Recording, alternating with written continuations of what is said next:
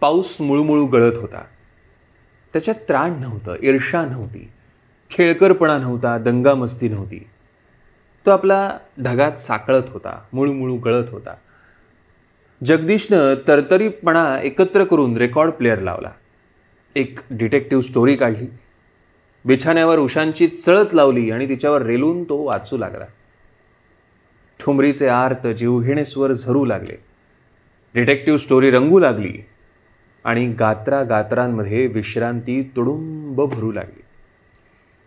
एकाकीपणा गुडघ्यावर हनुवटी टेकून बसून राहिला होता.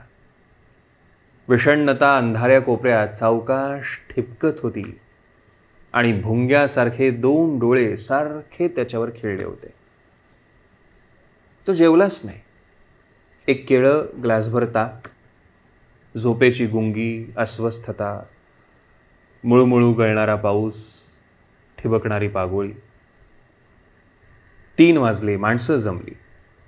एकत्र घेतलेला चहा, हास्य आणि संभाषणाचा त्याने स्वतःभोवती विणलेला कोश, पत्त्यांच्या पानांची चुटचुट, तो स्पेडचा एस, ते क्वीन ऑफ हार्ट, तो डायमंडचा मख्ख किंग, त्या ट्रिक्स, ती फिनेसी, ती जयापजयाची नोंद, पत्त्याच्या पानांची पुन्हा चुटचुट. जगदीश त्यात रंगला, उल्हासित झाला आणि तरी तो एकाकीपणा तसाच फटकल मारून बसला होता. विटकी काळोखी दिव्याच्या वर्तुळाबाहेर साकळली होती आणि पाऊस तसाच कंटाळलेला होता.